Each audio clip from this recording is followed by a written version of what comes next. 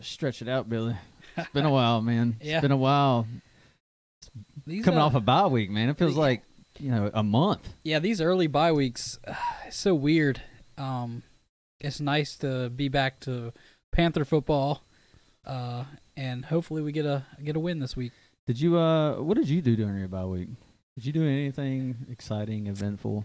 It was my anniversary. What did I do this last weekend? Came here, cried about fantasy, worked. Did cry about fantasy. Washed my car. So another weekend for you. Another typical weekend. Made some huge trades in fantasy. Oh yeah, we might get to that towards the end of this show. Y'all would love to hear that. But I can tell you who did have a really good bye week, Billy. You know who that was? The Panthers with their signing this week. The Carolina Panthers had a pretty big bye week. Ladies and gentlemen, the move is happening, the one that we all were hoping for, crossing our fingers under new ownership with the franchise, with Mr. David Tepper. The Carolina Panthers have signed Pro Bowl safety Eric Reed. Give that man a round of applause. Yes. Great move. What an addition this could be for this secondary. It is, and it was surprising at the same time, but we talk about new atmosphere, new owner, new atmosphere, and it's shown. He's hung out with fans. He's put us as a logo in the 50-yard line. The fans wanted Eric Reed. Yep. Players wanted Eric Reed. And it was nice that somebody was listening. It was a very big surprise to me, and I enjoyed hearing the press conferences that he gave this week. Yeah, and it's kind of one of them things where, and we mentioned it before when that Denoris seriously went out with that concussion for a second time. We kind of said, look, Eric Reed's available, and normally in past years that would be just kind of thrown in the wind type of thing. But this year it was one of them things we talked about. This could actually be. I mean, we actually have a shot to get a guy like this because money wasn't going to be an issue. You knew he was going to come cheap because of how long he's been on the market. But it was everything that came along with it that people kept talking about and were worried about with his collusion against the NFL, his collusion grievance against the NFL and whatnot. And that's what people were worried about. And David Tepper has voiced his opinion loud and clear after becoming owner of the Carolina Panthers that, this isn't going to be who he is as far as what Jerry Richardson was doing and that stuff going on. So it's refreshing. We're just not used to this kind of signing, and I can't say it enough. It's amazing. I'm looking forward to it. Got him at a $1 million base salary and $390,000 in 46-man roster bonus, and the deal is also worth up to $2 million with playing time and Pro Bowl incentives. I mean, you were getting ready to say something. It was very surprising to me, and it should be surprising to both of us because when he got signed, I saw it and I was like, I remember at least 5 shows where we said, absolutely not going to happen. Will never happen. Didn't think it would. I gave it a chance. I did give it a chance more than normal just because it's David Tepper. What was more so driving me away was the fact that Ron kept saying, we're happy with the guys we have. We're very happy with the guys we have. And that's something we just kept hearing over and over and over. But alas, but he also did say it kind of got muddled or I guess overran by the sayings of, we're happy with the guys on the roster. But he also did say we've talked, some names have been mentioned and guys we've looked at, but we're really happy with the guys on this roster. And then, bam, out of nowhere. And I'm like sitting over here texting Panthers. I'm in class in Raleigh for work, by the way, getting a certification. And, I get this notification on my phone that the Panthers have signed Eric Reed. And I, have to jump up and run in the hallway because I'm about to lose it in front of the instructor and everything. And there were a couple Panther fans in there wearing Panther hats, and they might have understood, but they may have not known what I was celebrating for at the time. But great stuff. A little bit about him. 26 years old, still in his prime, but has that a little bit of veteran role because he's been here before. Like I said, made the Pro Bowl his rookie year, 213 pounds. He's got 318 tackles, 10 interceptions, and 34 passes deflected since entering the league, and that was obviously under the 49ers. A big upgrade from Colin Jones, who was stepping in, for Denoris Searcy. Colin Jones, look, great guy, great teammate, great player you want on your team. But in my opinion, he's just a really great special teams player who is, good to have in depth for that backup. You could definitely do worse, but that's not the guy you want sitting back there. So this was a really big signing. Reed, actually last year with the 49ers, showing some versatility here.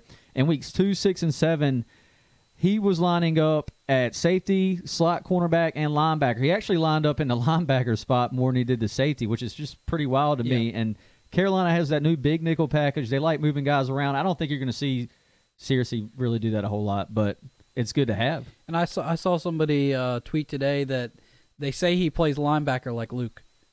So he has the talent to be moved around, and it's not just him filling a spot. He is versatile and can make those plays. Yeah, it's going to be. I'm really looking forward to it. Eric Washington, really, he commented on it today in his press conference. I was going to grab a clip, but I couldn't get it for y'all in time. But just saying, he brings big speed, and what he means by that, he's a big safety. Yep. He's going to be huge against the run, which is always the Panthers' motto on their defense with Ron Rivera and whoever he has as DC. Stop the run first, make them one-dimensional. But he's also going to be good in coverage. He's got that speed. He's got that athleticism. And him and Mike Adams with the other veteran back there who's been solid. This secondary is shaping up so much nicer than what we thought we were going to have going into training camp and the regular season. And he made me laugh in his press conference this week, the competition between him and Dante already. He put in his press conference, he dropped 2 today. Yeah.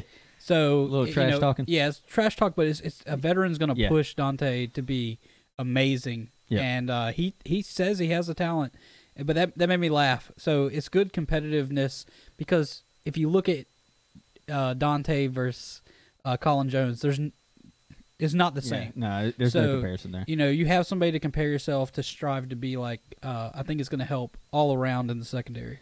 Mike Strib commenting on Facebook Live saying that he hopes he doesn't show too much rust. And that's obviously a concern at this point. But the Panthers are really liking what they see out of him. And honestly, I still feel like putting him out there now is still probably could be better than having Colin Jones out there.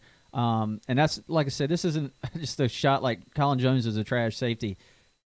Eric Reed's just better. And it's flat out. And he said once again in his press conference that it would take this week and he'd probably get to game speed, but he's still been working out. He worked out 5 days a week, and all this off time. Yep. So I think just give him some this week, and he should be game time ready. And if we didn't have this bye, I don't think this signing may have not have happened. Yeah, and Ron Rivera was asked about this in his press conference, obviously, and he had something to say about it. This is what he had to say.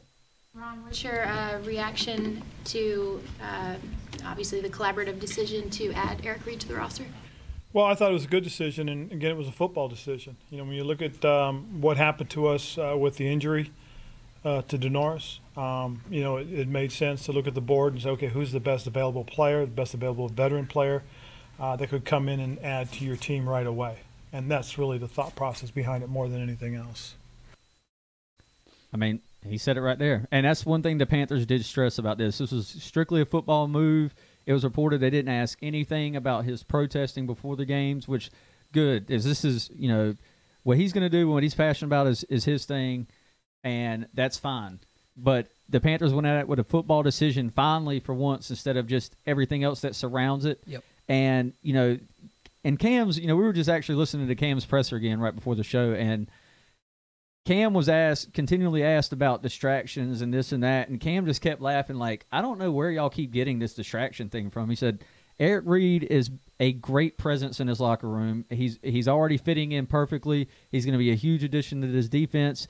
We're not worried about distractions. We're worried about what's going to go on in this football field. He said, we'll leave the distractions in writing to y'all.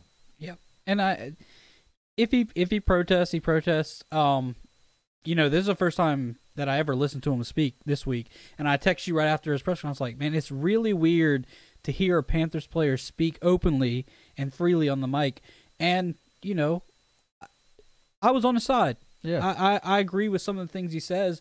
And if he protests, he protests. It doesn't matter to me. I'm here to watch football and win football games. Exactly. And at the end of the day, that's really what it comes down to for the Carolina Panthers. And this could really be a huge boost for them, especially at the cost they got them for. So great stuff there. I know a lot of Panther fans were happy to see that, and some of them still don't believe it after I posted it up there and we got to talking about it. They thought I was just pulling their leg, but I was not. When I saw you post it, because I was at work and I went to lunch, I was like, no, he didn't. And then I went, and it was like Eric Reed everywhere. Clickbait. Yeah. No, it was definitely not. But yeah, clickbait. I was really surprised also. Also, a little other bye week news. David Tepper and the Panthers hired Director of Player Wellness and Tish Guerin. I hope I'm pronouncing her name right. She is the first female in her role in the NFL. Big news there. And this is something, former Panthers players have talked about mental health, and even some of them now have talked about mental health, including like new wide receiver Torrey Smith. And David Tepper, again, going out and addressing these issues that he's already seen. Well, this is not only first female. This is the first position hired in the yes, NFL. you're correct. Because they contract out usually. Yep. But this is somebody the first that hired organization. Yep. So right. First in-house hire. So it'd be somebody that can get to know them and that has an office they can walk down the hallway and go talk to. Yeah. That's good. That's great. Yep. I'm glad David Tepper addressed that. Congrats to her. Look forward to hopefully her helping them out. And then there's also some other great news that happened with the games this week, Billy, in the NFC South. The Falcons and Bucks are, well, the Falcons are in last place right now, and that's just fabulous. Yeah. 1-3, and the Bucks are just crashing. I think this week they crashed back to earth. Yeah, Fitzmagic, the magic is gone. Definitely gone. And now he's gone. He's going to be on the bench. Yep. Which we all had to see coming. This is typical Fitzpatrick. He usually doesn't blow up this early in the season, like he had the last 2 weeks. He fell off big time. But yeah, it was nice to see two division opponents lose this week in the bye. Yeah, definitely. So that leaves the NFC South standings, and we'll probably address this again towards the end of the show. But right now, this leaves the NFC South standings looking like this. The Saints are in first at 3-1. Carolina had the bye week, so obviously they're a game behind right now because of that. In second place at 2-1. The Bucks are in third at 2-2, and the Falcons in fourth at 1-3.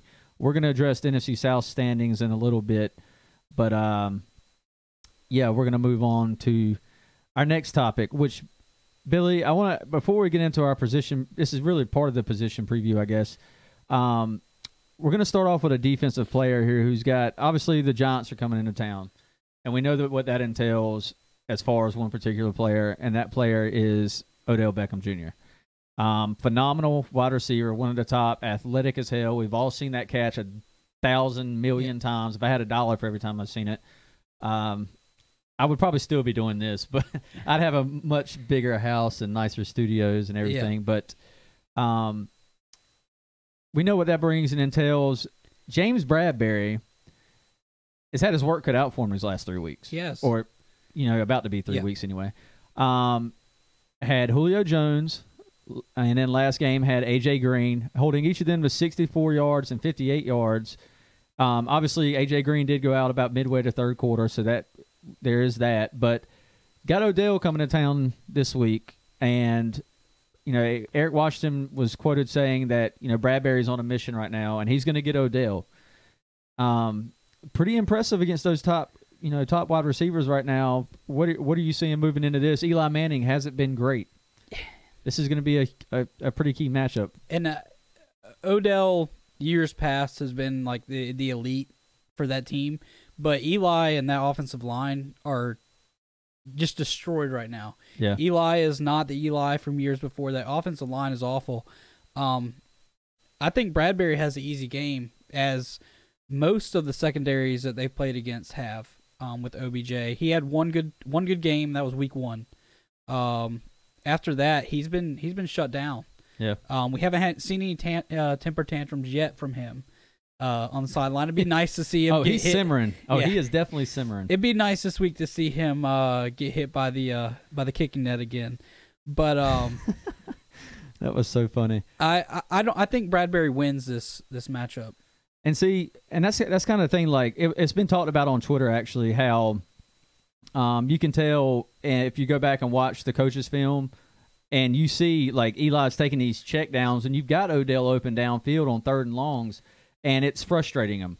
And people are saying he's simmering, he's ready, he's about to lose his mind, and it's understandable. Eli's playing bad. The offensive line is just bad. The last game they actually did okay and gave Eli time, but he still wasn't finding Odell. So it's kind of understandable. But you got the Panthers pass rush and stuff that we're going to get into that could potentially help that. But another big matchup for James Bradbury, the Panthers cornerback, and I'm sure they're going to try to line Odell up wherever they can to get mismatches. Nowadays the thing is moving them into the slot, moving them out, trying to get all those mismatches against linebackers. It's going to be interesting to watch. And that's this season. I have Odell in fantasy, so I try to catch as much as I can or watch film and video of him.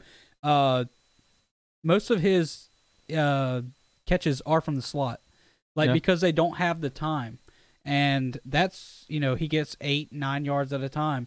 But Eli, he's got a check down in Sterling Shepard and Saquon that he just feels comfortable getting this 5 yards instead of throwing it up to Odell. So they put him in the slot. And it sounds like another team I knew from last year. Who's that? The Carolina Panthers. Oh, Panthers, yeah. He doesn't have the time. Yeah. Well, we're going to go ahead and jump into our position previews. And first up, we're going to hit the Giants' rush defense versus the Panthers' rush offense. Billy. The Carolina Panthers come in ranked number 1 in the NFL in rushing yards at 166 yards per game. 166 yards per game. Woo! That's good. We'll take that. Obviously, the last one against the Bengals, CMC just went off. The whole team kind of played a factor there. In the Giants' defense right now, ranking 9th, allowing 228 yards per game. Ranks 29th, allowing 126 yards per game. That's a pretty good. This kind of works in our favor. I think that's easy to sum up, right? Yeah, it's a good matchup this week for a running game. 184-yard performance against the Bengals defensive front. That's kind of what gets me here. It's like if this came against like the Giants, it would still be impressive, but it wouldn't be like completely shocking because of where they ranked and how they performed in the past. But Alvin Kamara just had a big week against this rushing defense. But against that Bengals front, it was promising to see this, again, pieced together offensive line that's starting to gel, working together and helping CMC put up that and creating those holes.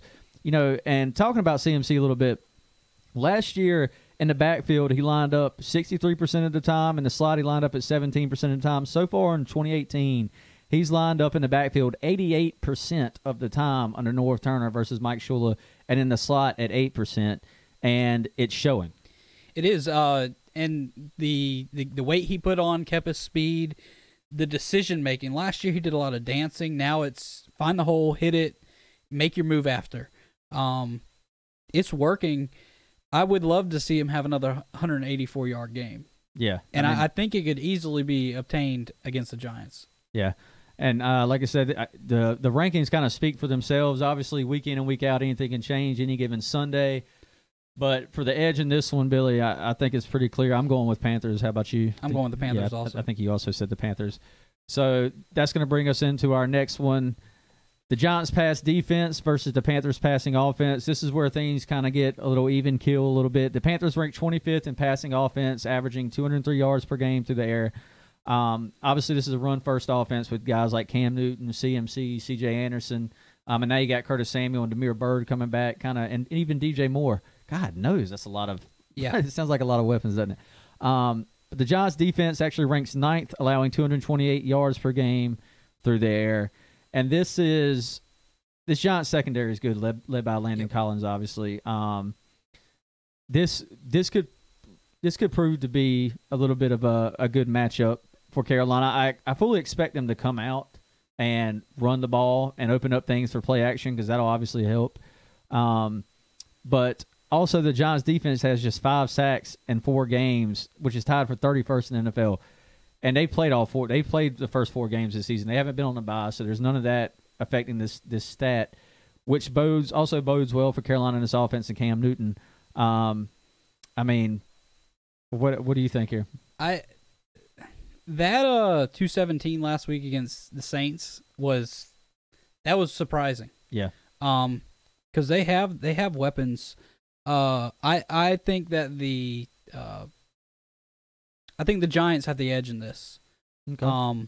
We have very young receivers. Yep. I think that we're going to have to win underneath. Yeah, well, and that seems to be our thing here to start the season anyway, is winning underneath, so that's good. And I think it's more so just a whole new offense, new weapons. They're not all young, but, we haven't hit on injuries yet, but you got Curtis Samuel and Damiere Byrd coming back.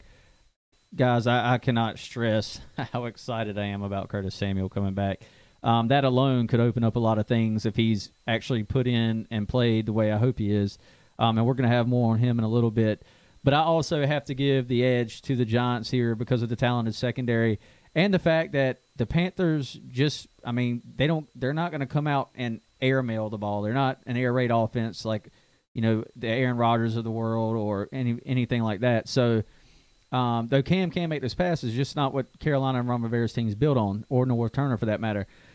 But I mainly just expect Carolina to come out and try to establish the run game and beat them, chewing up the clock and defensively. But I would give the edge to the Giants here, just like Billy said. So there's that for the passing game. Checking y'all's comments on Facebook right there.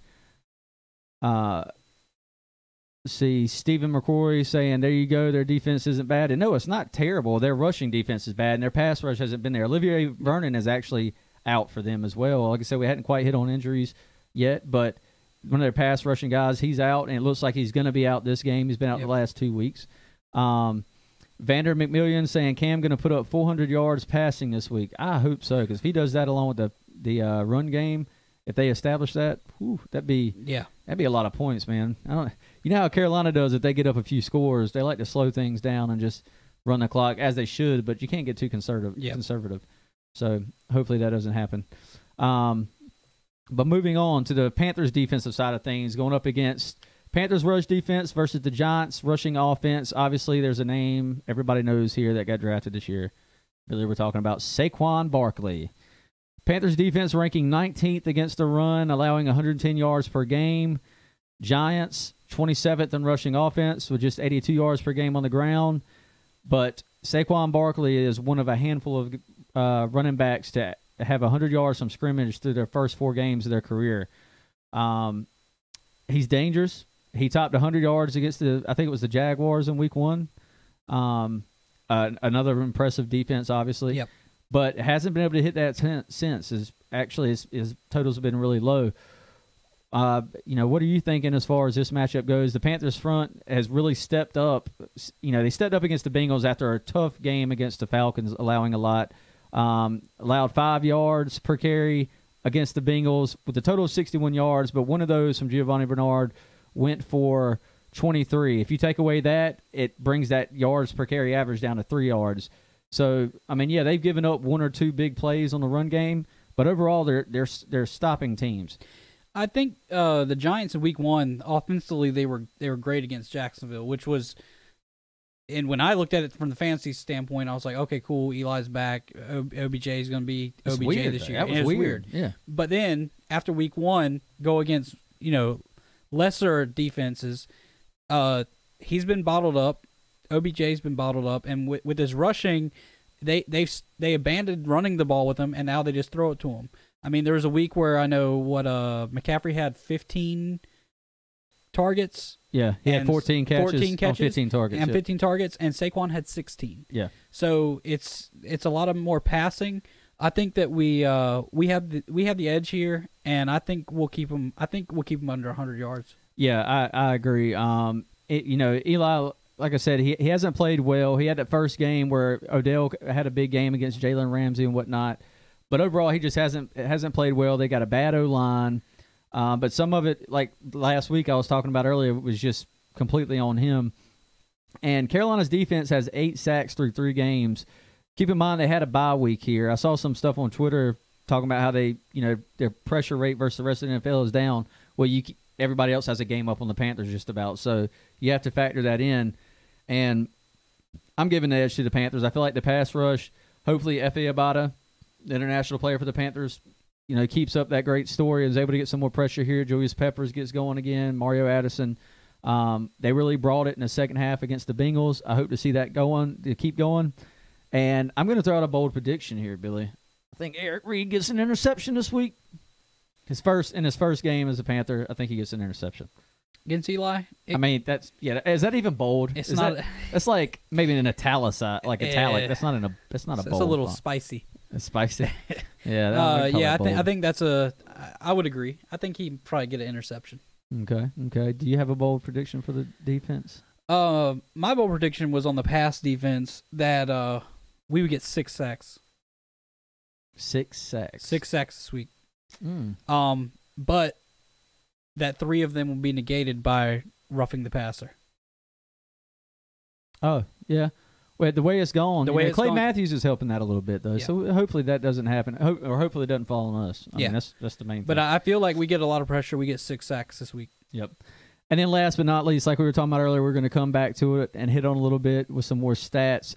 Panthers pass defense going against Odell Beckham and this Giants passing offense. Panthers pass defense ranks 13th, allowing 246 yards per game through the air, led by obviously James Bradbury and the shining rookie who is Dante Jackson right now. We're all huge fans of him right now. He's just tearing it up. He has 3 interceptions. He's tied. He was tied for first anyway. I don't know if he still is after the bye week, but he was tied for first in interceptions or second for interceptions in the NFL. Again, James Bradbury going up against Odell Beckham. Tyler Boyd kind of gave us some trouble with the Bengals. Secondary receiver we kind of hit on in our previous show that, we're probably going to focus on A.J. Green a little bit, and we're probably going to focus on Odell Beckham a little bit. The other guy that lines up in the slot a lot, the little speedy guys, Sterling Shepard is one of those guys. And I think he's on their injury report this week, isn't he? Yeah, he had a minor cyst, non-cancerous, cancers, whatever they said on the radio, surgery today, but he's expected to play. But talking about him in the slot, I was looking at his stats. 60% of the time that he's on the field, he's in the slot. Okay, and that's obviously and he doesn't run many routes, big route tree. It's all underneath in yards after catch. Yeah, so I mean that'll probably be Odell Beckham can line up anywhere and he can do some amazing things. We've seen it. He absolutely torched Jalen Ramsey after all the crap that Jalen Ramsey taught all offseason, but so he's obviously still a threat, but Sterling Shepard could be the guy that really hurts you that nobody might think about. And then we just hit about it on it too as well about talking about the Panthers pass rush getting to the quarterback. That's going to be the biggest thing, as always, helping the secondary. You got Eric Reed you added back there, Mike Adams. This defense right now is really coming together. Thomas Davis coming back next week, obviously, and you got Luke Kuechly holding up the middle. Got to feel pretty good about this defense. This defense is it's something. On paper, it's great. We'll hopefully it just translates. We'll translate in this week with Eric Reed. Like he said, he shouldn't have any rust. He's been working out 5 days a week. Yeah, he said he's in great shape. That's one of the things they kept commenting on. Get up to game speed, take 1 week of practice. So he said Sunday he'd be ready to go. This is a Super Bowl contending defense, in my opinion, right now. Right now, yeah. On paper, it definitely looks like that. Who you giving the edge to here in the passing? I give it to the Panthers. Panthers, yeah. I'm definitely. I think I'm going to go to Panthers as well.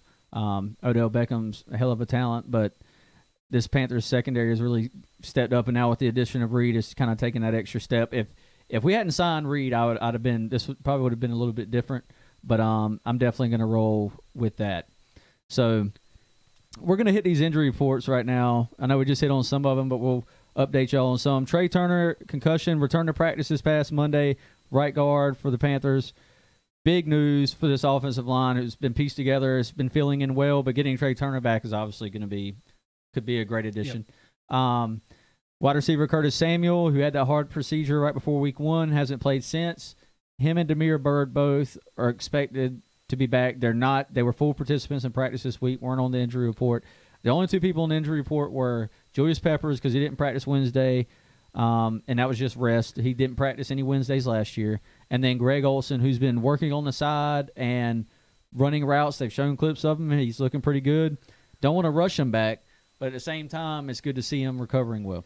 And speaking of Samuel and Byrd back, the video that you posted on our page, with Cam Newton dancing and all the handshakes.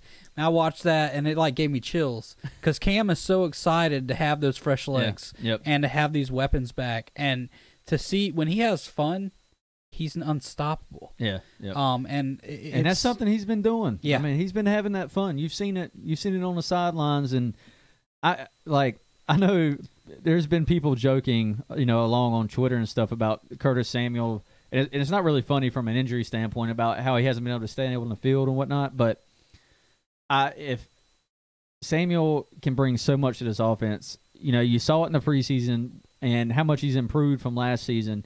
And you saw it last season. He showed the flashes when he was finally getting into the groove. And if he can stay on this field, he can really help this Panthers offense. There's no doubt he gets more separation than any other Panthers receiver right now. And I think he could be a big asset for Cam on the deep ball. You could see more of that because we haven't seen a lot of it. That's what we were talking about earlier.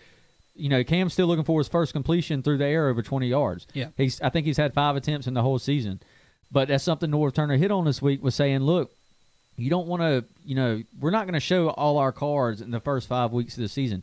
You want to be having your best games in December and hopefully January. Yep. And I completely agree. And I'm sure he's going to open things up as they start to work and get used to everything. And I look forward to it. I'm hoping that's the case. All right, Billy, it's probably your favorite segment of the show. It is time for Fantasy Over and Under, my friend. All right. This week we have Cam Newton projected to have 22.05 points. 25 points. 22.05. 22.05. Yeah, I'm taking the over. I have that listed as over. I'm taking the over. I think he gets some rushing touchdowns. Yeah, I was going to say between rushing, and I think he'll have a passing touchdown. Cam's he's actually been tearing it up right at 30 points the last 2 weeks in fantasy. Definitely taking the over there. What do you CMC? CMC, who I and y'all be dropping y'all's over and unders in the comments too below, by the way, and what y'all think. They may or may not get any little bold predictions.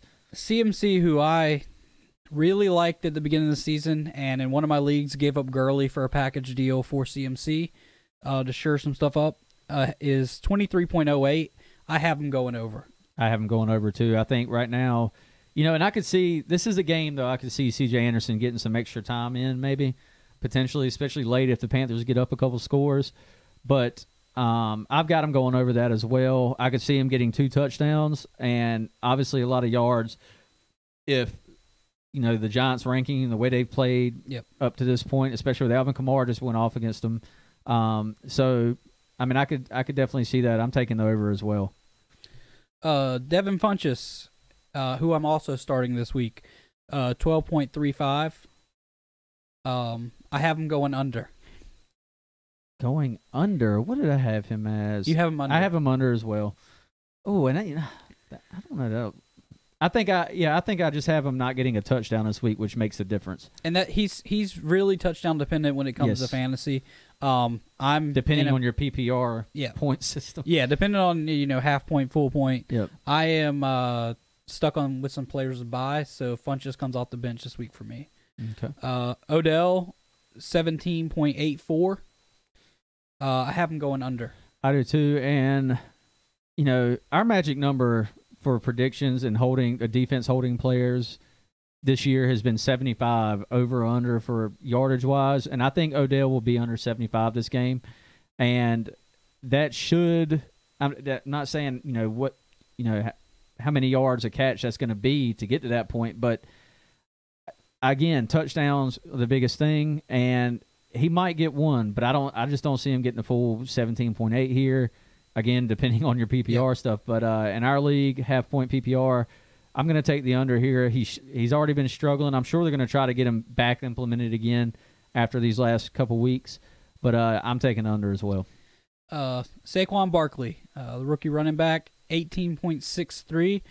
I put him under, but I think I'm going to go to over now. After I filled out all of our notes for this week, the things that I think are going to happen, I think he's going to do a lot of checkdowns. I think he's going to end up in the end zone 1 or 2 times.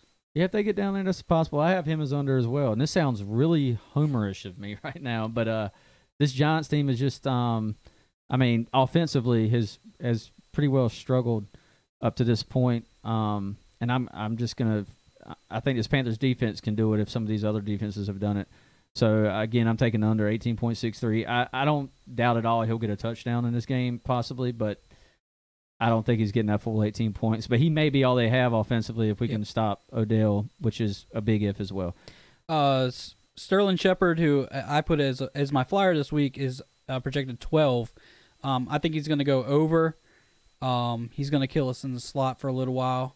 And I think even if he doesn't, this is full point PPR, so he's going to get six catches, and that's half the 12 right there. Yeah, I picked over for him as well. This is where Carolina tends to struggle. I saw somebody commenting, Sherwin Richardson saying on Facebook Live, I don't understand the point system you're discussing. And fantasy basically is, in our PPR, stands for points per reception. So every catch a wide receiver gets in fantasy in that particular league, like ours, is you can designate it.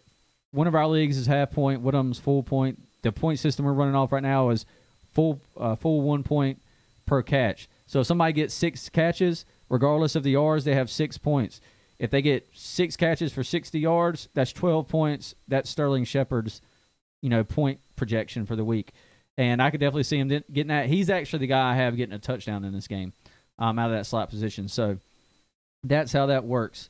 Billy, you mentioned your flyer was Sterling Shepard. Yep. That's pretty much for like a daily fantasy guy, potentially, or somebody to pick up and stream this week if you have somebody on bye. I'm doubling down on Curtis Samuel today, and this is for like mainly DFS daily fantasy. Yep. This is a guy when you're picking that last guy that's cheap in your lineup. Curtis Samuel could be that guy today. I think he's going to have a touchdown, and his yak ability is his ceiling's through the roof. I mean, he averaged 18 yards a catch or something. Mm-hmm. So I'm a big fan of Curtis Samuel. Doubling down on him again, and that's my flyer for the week. So good stuff there. Who's your bounce back player? Curtis Samuel. Doubling down. I went with Bird this week. This is coming off of the Bengals game and in the bye week, of course, guys. Yeah. My bounce back for this game is going to be Bird. Both guys coming back from injury. I love it. Both coming from injury, and I don't think he's going to get the attention on the offensive side of the ball. He's going to make his impact on special teams. Yeah. And he's going to run a kick or a punt return for a touchdown. Yeah, because the chances of him getting in at receiver are probably, especially with Samuel back, are probably pretty slim. He might maybe get a couple of snaps, but not something you want to hedge your bets on, I guess you would say. But definitely the special teams game, I think that's where I think that's what stuck them on this roster to get DJ Moore and other guys out of that. So, I mean, that would be huge. Obviously, you had one last year, kind of won us a game almost. But, yes. So, that's our bounce-back players of the week. Prediction time, guys. Prediction time. Billy, you got anything crazy this week, or are you just going to... I got no... And I back to the... outlandish 100... Well, no points, but we were talking about bold predictions earlier. I'll go to the comments. Saw somebody, 6 sacks. This was Corey McCrory. That's my bold prediction.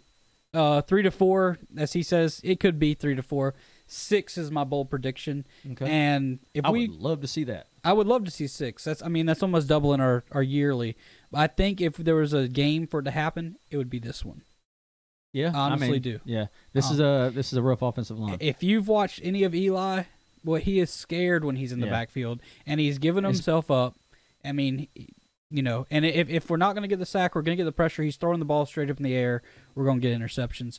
I think that we're going to get 6 sacks, and I have the Panthers this week scoring 31, and the Giants scoring 17. I like that. Yeah, and actually, I had Eric Reed getting an interception.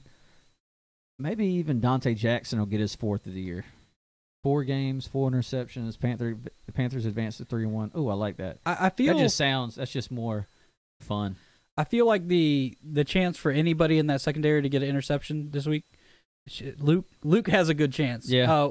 Eli underneath he is scared. Yeah. Well, he's had this offensive line like this for 2 seasons now. But it's worse. It's worse. That's what I'm this year, saying. yeah. I mean, you're only going to get once that kind of settles in on you. It's only going to get worse if they don't fix it. So you're always worried about that guy on your back. Yep. I definitely think you see a strip sack in this game from the Panthers defense. If he's got to not give himself up, because he was doing that a couple weeks ago. As soon as he snapped the ball, he saw him just go to the ground. Yep. He doesn't. A couple years ago, they were talking about trading. He was talking retirement. They didn't want him. Yeah. His play says they were making the right decision as of now with a banged up offensive line. Macadoo, don't. But yeah, if he doesn't give himself up when we actually get some clean hits on him, I would say we probably get some strip sack. Gotcha. I actually I have the Panthers scoring 27, Giants 13, 1 touchdown for the Giants, 2 field goals. I just think the Panthers' run game is just going to continue to roll. I don't see how they're really going to have to stack the box all kinds of crazy, and I don't think they can afford to do that knowing the weapons that we have and who we're getting back. And if they do, Carolina should be able to take advantage of that. With Noah Turner making adjustments, you'd hope he would be able to make those adjustments. That's part of the reason we brought him in here anyway. Cam Newton has been, playing the best best start to the season of his career right now. And I think the Panthers are going to get up a few scores. They're going to stop the Giants' run game. Obviously, that's always the Panthers' first thing. Stop the run, eliminate Saquon Barkley, and make them one-dimensional. And I think they're going to do that early. I think the Panthers are going to have success running the ball. I think they can hit on some big play-action plays. And I see them kind of running away with it. On paper, this game shouldn't be close. But obviously, you can rip paper up and throw it out the window in NFL. Any given Sunday, it doesn't matter. But right now, I think the Panthers look like they're having fun. Cam Newton is having fun, like you said earlier. That's dangerous. He has good weapons coming back. You add the addition of Eric Reed. It's just a perfect storm for Carolina. You got to hope it translates. So I got the Panthers winning in Charlotte at Bank of America. Their 8th consecutive home win they're looking for here, by the way. 27-13, Carolina. And, Billy, it would be even sweeter because I'm going to be at this game this week. It's going to be – I didn't make a game at all last year, partially mainly because of this show, doing it every week. But I've got to get back out there. It killed me last season. I can't wait. I'm hoping to meet up with some Roaring Riot fans and friends of mine that I haven't seen in a while. Hoping to meet some. Friend Bobby from the Keep Pounding podcast. I know he's supposed to be out there. I'm really looking forward to meeting him. Too bad Den won't be out there because Den's going to every game but the ones I'm going to this year, of course. But it's going to be a good time, and I hope we can come away with the victory. Typically we do when I go to games. I like that. Got one game or two games. 2 games out of God knows how many I've been to. Well, I've been, 2015 season helped because I went to all of those. Seattle, D'Angelo fumble. There's a game. Yeah, you don't need to go. No. We won in overtime. We were like, oh, this game's over. We're watching. Yeah, the Colts. I may be there pending ticket prices and a 4-hour drive. What I remember a couple years ago, this being what their record after bye is Ron Rivera's record right now is 3-4 after the bye week. Yeah. 3-4, but he's on a 3-game win streak. 4, and it's actually 4-4 if you're including the playoffs because 2015 they won after having the bye in the divisional round against the Seattle Seahawks. So if you're including that, it's 4 in a row for Ron Rivera. It's 4-4, going for I'm going to count regular season only, going for number 4 to make it even 500. And another fun fact about that, and early bye weeks for the Carolina Panthers. When they've had early bye weeks, 2003, they had a week 3 bye. Obviously, 2003 season, they made it to the Super Bowl and ultimately lost to the Patriots. 2013, NFC South champions, and made it to the division round, hosted a game at Bank of America, lost to the 49ers team, which Eric Reed was that wasn't Eric Reed's season. He got drafted that postseason. But that was a week 4 bye. 2015, week 5 bye. So, as you know, we like to have the later bye weeks potentially because you're getting those guys an extra week to get healthy for the hopefully playoff run. Yep. But if you believe in historic and superstitions and stuff like that, this Week 4 bye could be a blessing to get the Panthers to their first back-to-back 500 or better season in franchise history. And you just the way everything is gone, you have to feel like that's got to happen this year, right? I mean, it's we kind of mentioned it before. It's like a cloud coming off of Bank of America for some reason. I'm thankful for everything Jerry Richardson did as far as making this franchise what it is and bringing football to the Carolinas. We have a lot to thank him for. But I just, like, with the way things have already happened and these not even, a few months with David Tepper, bringing in just a guy like Eric Reed so early and all these other things that have gone on, you got to feel like what we were held back from for all these years when we had talent that it slipped away from us, especially including Cam Newton's early years. So, I don't know. It just feels like a great winning season and making it to the playoffs. It would be special. It would be a full circle. I don't know. It would just be great. There's no feeling really to describe it. As a diehard fan, it's just exciting. So, yeah, but if that's all, we're going to hit y'all's comments. Dan Mullis, over and under on Gettleman shots versus Tepper. I'm going to take the under. Gettleman's been kind of, he's been battling the cancer thing. He's been kind of quiet. So we're wishing him the best there, obviously. But they did announce today he had a scan and it was negative. So. Right, but he's still been battling. He's been kind of quiet and out of the press, which is, even when he was in Carolina, he wasn't all up in the press conferences and stuff. Not nearly as much in voicing his opinion as David Tepper already has as owner. But Jared Green, Panthers win by 14. Mark Gordon, blowout. Austin Beer, didn't they lose to the 49ers after a first-round bye, so they would be 4-5. Yes, but that's 2013. That was one of the losses. After that, though, is when they started winning the bye weeks.